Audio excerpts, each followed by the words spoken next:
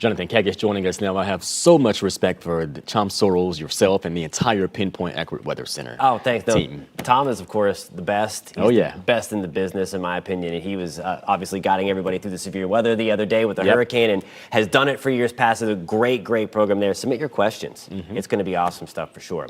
We are talking about the river levels. St. John's at Astor still, of course, the St. John's in moderate flood stage. Everywhere else for us in DeLand, Geneva, and into Sanford, we have backed things up again into major flood stage. Again, we crested from Nicole from that northeast wind again at 4.52 feet. We quickly dropped the river level down to 4.2, and now we're at 4.1. That was because of that wind shift post Nicole, but now we have that slow draining process from that south to north motion here over the next several days. And you see all the way through the week ahead.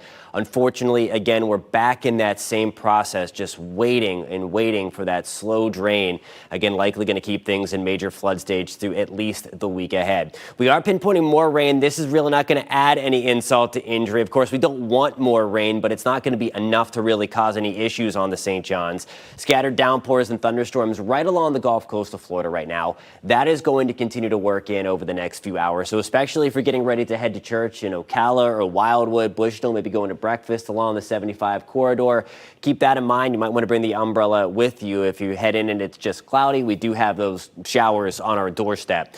We're at 66 in Sanford, 65 for us in Orlando. Good morning in Leesburg. We are at 68. 65 in Daytona Beach, Melbourne. We are at 65 at the Cape. We're back to the mid-60s right now. Looking outside, we have a little more in the breaks of the clouds as we take a look out towards the Atlantic. That's a live look with our Launch Credit Union camera.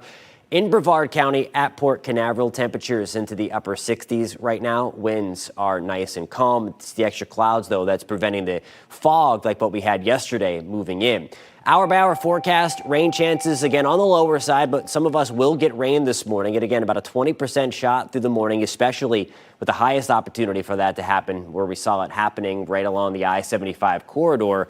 And then that's going to move closer towards the I-4 corridor as we push in towards lunchtime, late morning, early afternoon.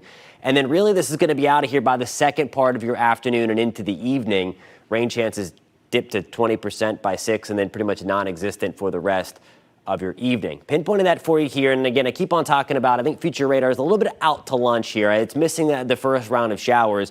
I do think by 11 o'clock we are going to have scattered downpours, maybe a rumble of thunder closer to the I-4 corridor, and then expanding towards the south and east of I-4 as we get towards dinner time, or at least right before, because I think by 6 or 7, most of us are done with the rain. We'll just see the clouds.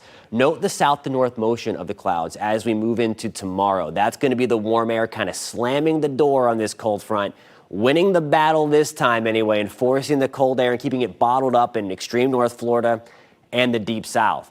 That is going to eventually change. You see where the cold front is right now. Again, it's in the mid-60s through central Florida right now. Look at the 30s in Atlanta, Pensacola, Mobile, Alabama.